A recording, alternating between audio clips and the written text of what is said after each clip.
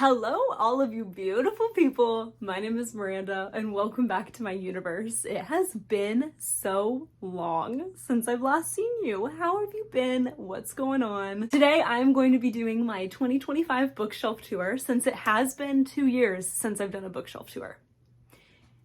And a lot has changed since then. If you have been here since my 2023 bookshelf tour or even before that, you will know that my bookshelves used to be all over my room. I never had my bookshelves all consolidated into one.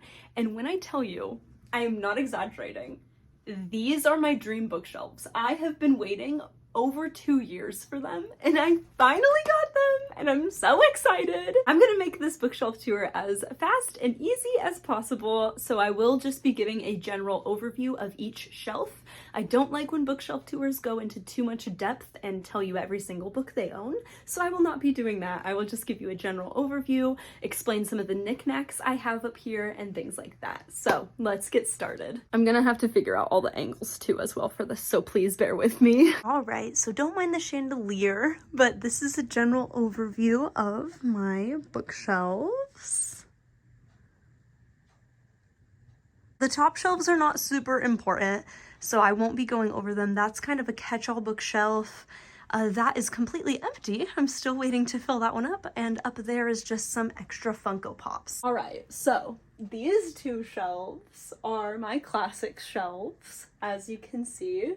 This top one has a lot of books that are of the same publisher. We have all of the Barnes & Noble classics, and I organized them by author. We also have Dune up here. This is a first edition paperback. It is extremely old.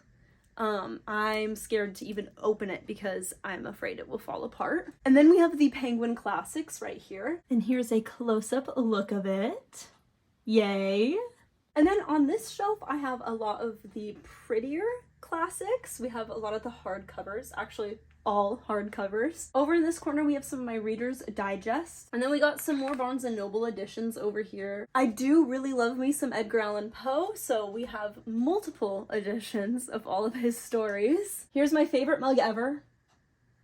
And my favorite little guy ever. Here is a close-up of this shelf as well. Yay. Now moving on to my Stephen King shelves. There are 4 of them in total. Let's get going. Here on this shelf, we have a lot of hardcovers. I also love this guy. He's so fun and creepy. I love him. Here's a little bit closer up on this shelf. Now onto the shelf below that. Now you can see him even better. Look at his fun pants. I can't talk about this shelf without pointing out my Pet Sematary Pop Funkos. I almost have all of them. I just need Victor and then normal Gage. Because that's undead Gage. Undead? Yes, I think that's the term they use. Undead Gage and of course Church. And then Ellie and Church. So cute. I also have to mention my Stephen King books from other countries. We have The Cycle of the Werewolf that was purchased in Austria by my parents, and Carrie that was bought in Italy by me. Very cool. I can't read them, but still very cool. And then we have the second bookshelf from the bottom. We have my super old edition of The Stand that I am obsessed with. Did you know that I like old books? Well, now you know. Lots of very old mass market paperbacks of Stephen King. I don't really enjoy reading mass market paperbacks, but I think the really old ones look so cool. And then I have the new cover of Christine, which I think looks so good. I also have the new cover of Cujo down here. I'm literally obsessed with these new editions. I think they're so beautiful. And then finally we have this very bottom bookshelf. These are a lot of the paperbacks that aren't mass market paperbacks, as well as a few hardcovers over here. We even have The Curator by Owen King, which is his son. This middle bookshelf is just a lot of YA. I really like Joanna Ruth Meyer. She's a local author who lives in Arizona. I have my fun Polaroid with Psyduck sitting on top of it. And then we have this shelf, which don't mind Mistborn. He's kind of a sore thumb on this shelf at the moment. So is Wool, but Wool is actually the book I'm currently reading. This is freaking phenomenal. I don't even know if you can see me. Listen, look me in the eye. This is freaking phenomenal. If you like science fiction at all, if there's any bone in your body that likes science fiction, that likes futuristic books, you need to pick this up right now, okay? Thank you. You'll thank me later, okay?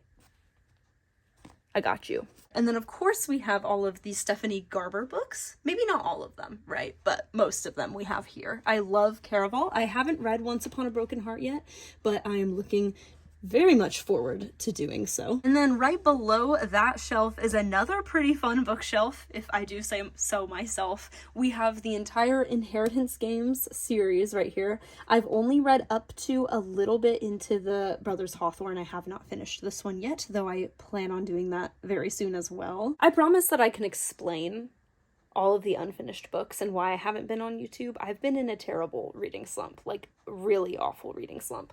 So I plan on hopping back into all the books that I've left off of, okay? Trust me on this. It might take me a little while, but I will do it. So we got the Inheritance Games, and then we have Iron Flame with Fourth Wing literally right behind it to preserve a room. Bookshelf hack for any of you. And then below this one is my very small Sarah J. Maas shelf. I haven't read Throne of Glass.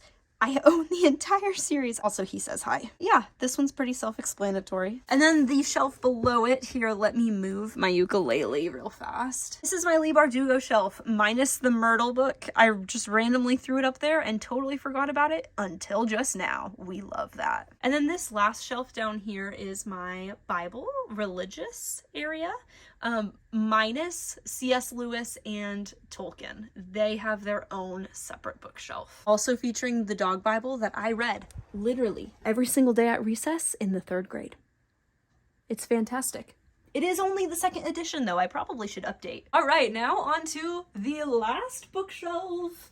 Yay! Up top here we got Marissa Meyer, Ryan Groden, and my Harry Potter things. This is also, I'm gonna just show you because I'm such a nerd and I know all of you are nerds as well if you're watching this, so I'm going to show you. This wand literally chose me at Ollivanders in Universal Studios Hollywood. I was actually called up for the presentation.